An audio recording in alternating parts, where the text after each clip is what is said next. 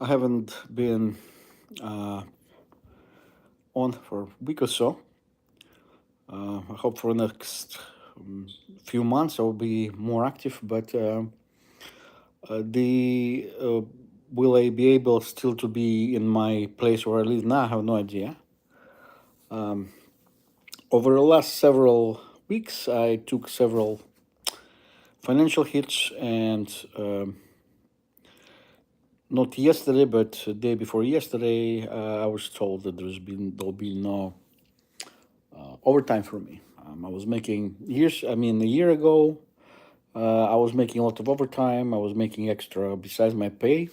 I became a supervisor, and I was making about $1,500 extra, $1,500 extra, which for Atlanta is exactly what I'm paying for mortgage and the homeowners association fee.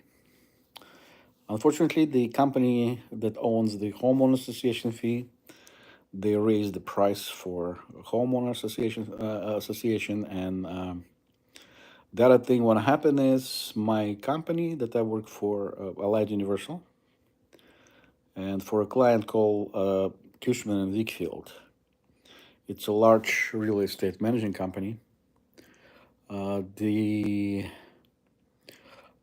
They said there'll be no overtime. The total overtime can be only about 4% of your pay. This is what I was told, and last week, and it means it's nothing. I was making, as I said before, well, a little bit more just last week, but a few months ago, I was making $1,500 a month, which is about $12,000 extra. So for last almost a year, I lost a lot of money. It's not that they don't you lose, they cut your pay. No, they simply make it the way that you cannot make more money. So the I asked for a transfer, talked to one of my bosses to transfer to his called intelligence and investigative department of Allied Universal. What you do is just do background checks and stuff on the resumes.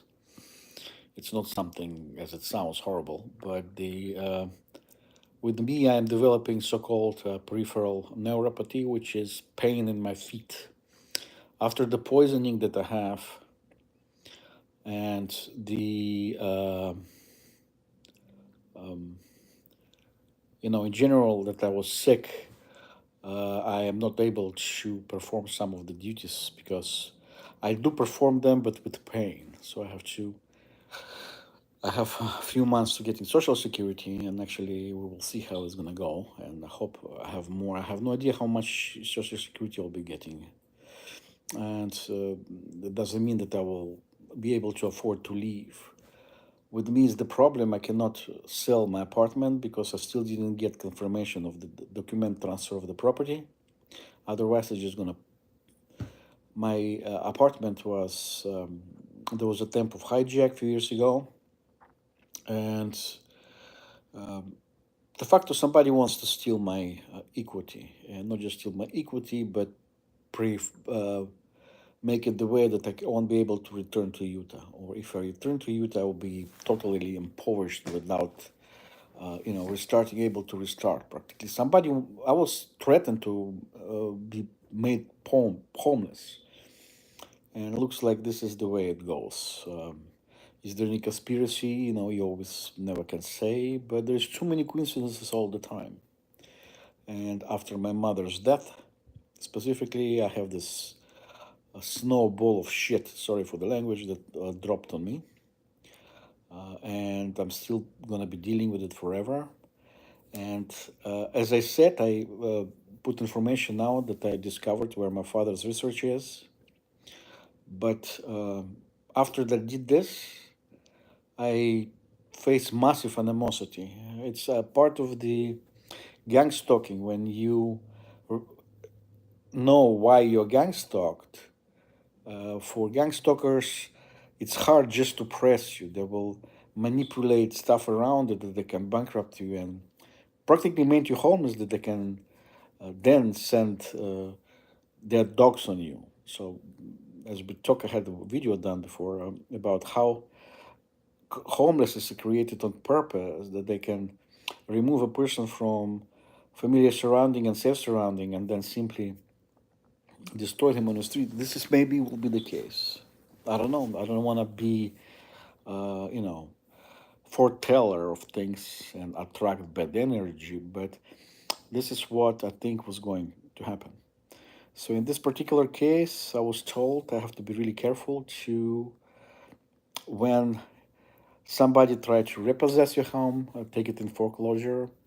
You have to make a deal with the bank. This is if they take the deal. They take the deal. It's usually you surrender the apartment to the bank, and when they sell it, you see that by law nobody can steal your equity.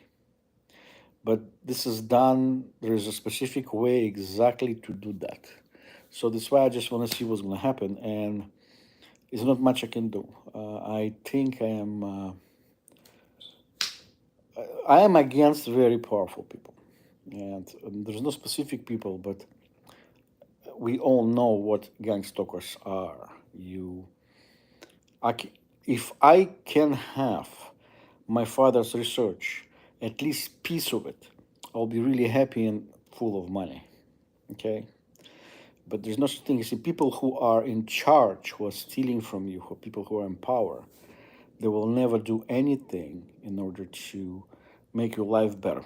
They practically will destroy you because you shame them. Your behavior and your that you're smart way, you discovered why you gang stalked and so on, so on, so on, then it pisses them off. And they become like, um, ego hurt.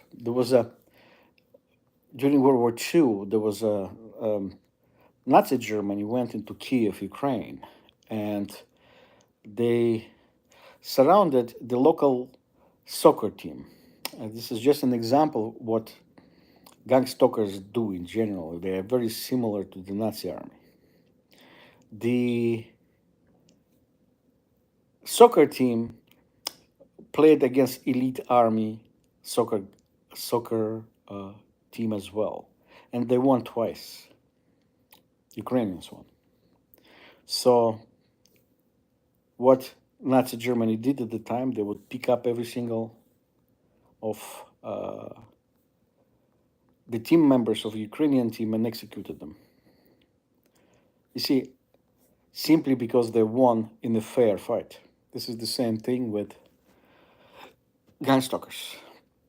You win in a fair fight, you are you want what's yours, but there's no such thing. This is their ego trip. Okay. All right, guys. See you. Maybe I will do something tomorrow. All right. There's no button here that it's comfortable. I have to do it like from a side. All right.